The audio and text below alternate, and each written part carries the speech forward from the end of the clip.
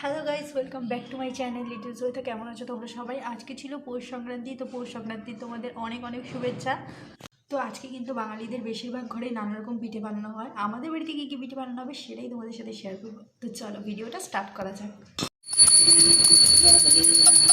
তারপর দিদা আমাকে বললো তুই শঙ্কটা বাজা। তারপর আমি শঙ্কটা নিলাম দিদার কাছ থেকে।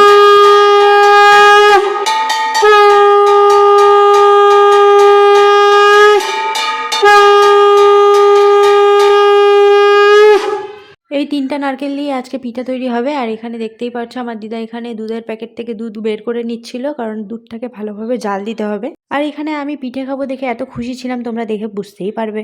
আমার দিদা এখানে নারকেল ফাটাচ্ছিল, আর ততক্ষণে তোমাদের সাথে একটা জিনিস শেয়ার করে নিচ্ছি। এখানে দেখতেই পাচ্ছ আমার দিদা কত সুন্দর ফুলের ছোট ছোট বাগান বানিয়েছিল। বাগান বলতে আসলে আমার দিদা গাছ লাগাতে খুব বেশি ভালোবাসে। তো এখানে দেখতেই পাচ্ছ কত ছোট ছোট ফুলের গাছ লাগিয়েছিল, আর কত সুন্দর ফুল হয়েছে। কিছুক্ষণ পর দিদা আমাকে ডেকে বললো একটা নারকেল নাকি খারাপ বেরিয়ে গিয়েছে। তো এখন কি করা যাবে, তাই জন্য খারাপ নারকেলটা ফেলে দিয়ে আমরা 2টা নারকেল দিয়ে পিঠা তৈরি করেছিলাম। তো এখানে দেখতেই পাচ্ছ নারকেল নিয়ে বসে পড়েছি আমি কোড়ানোর জন্য। তো আমি এখানে কোড়াচ্ছিলাম আর দিদার সাথে গল্প করছিলাম।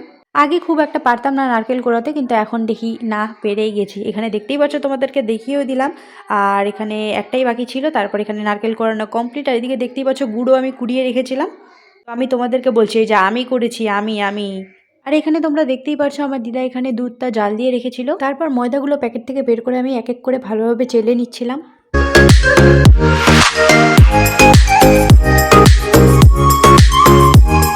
দিদা একটুখানি হালকা গরম জল করে নিয়েছিল, তার মধ্যে একটু লবণ দিয়ে দিয়েছিল। ময়দার মধ্যে চালের গুঁড়ো মিশিয়ে করে রাখা হালকা গরম জল দিয়ে এটাকে ভালোভাবে মেখে নিতে হবে, পুরোপুরি আটার মতো। দিদা আর আমি দুজনে মিলেই মাখছিলাম, তাহলে পরে তাড়াতাড়ি হবে।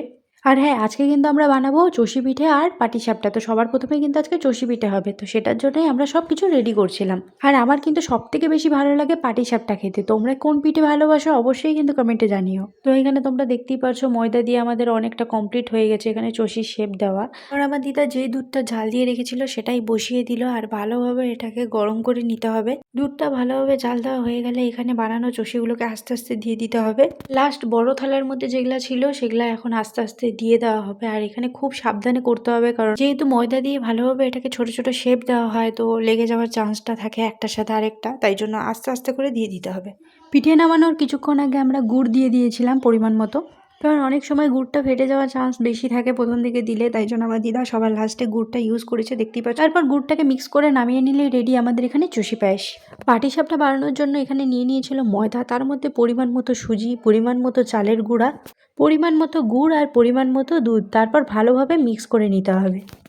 আর এখানে আমি ভাবছি কতক্ষণে পাটিসাপটা হবে আর কতক্ষণে খাবো। এখানে দেখতেই পাচ্ছ মিক্স অনেকটা হয়ে গেছে। এখানে গুড়গুলোকে ভালোভাবে দিদা মিক্স করে নিচ্ছিল, তো দেখতেই পাচ্ছ তোমরা সেটা অনেকটা কিন্তু কমপ্লিট হয়েই গেছে। তারপর আমরা 1 ঘন্টার জন্য এটা রেখে দিয়েছিলাম। তো চলো নেক্সট স্টেপে যাওয়া যাক। এখানে নারকেল আর গুড়টাকে ভালোভাবে ভেজে নিতে হবে।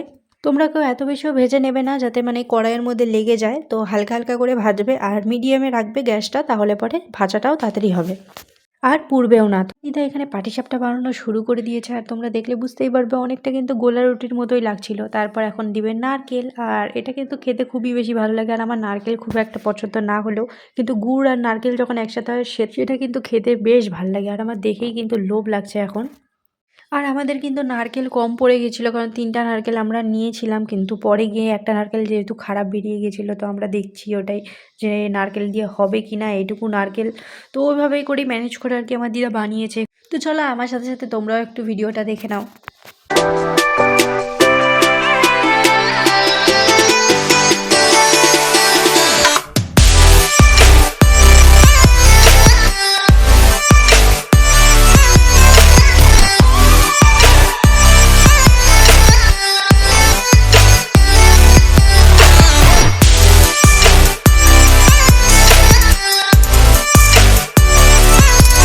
তো ফাইনালি আমি এত অপেক্ষার পর একটা পাটিসাপটা নিয়েই নিয়েছি। তো চলো খেয়ে দেখা যাক কেমন হয়েছে।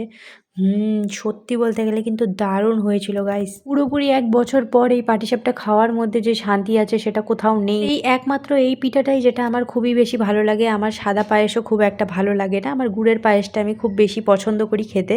তো তাই জন্য 1 বছর পর যখন বানানো হয়েছে খাবো না কেন, খেয়েই ছাড়বো। তো এখানে দেখতেই পাচ্ছ কিরম করে খাচ্ছি প্লাস ফেলাচ্ছিও। তোমরা কে কোন পিঠে খেতে ভালোবাসো অবশ্যই কিন্তু আমাকে কমেন্টে জানাবে। এখানে দেখছিলাম যে কতগুলো বাকি আছে, আর দেখতেই পাচ্ছ সন্ধ্যা হয়ে গেছে। আমরা কিন্তু দুপুরবেলা থেকে শুরু করছিলাম, কিন্তু পিঠে বানানো না এটাই একটা মুশকিল যে অনেকটা সময় ধরে বানাতে হয়। এখানে দেখতে পাচ্ছ অনেকটা বানানো হয়ে গেছে আমাদের তো।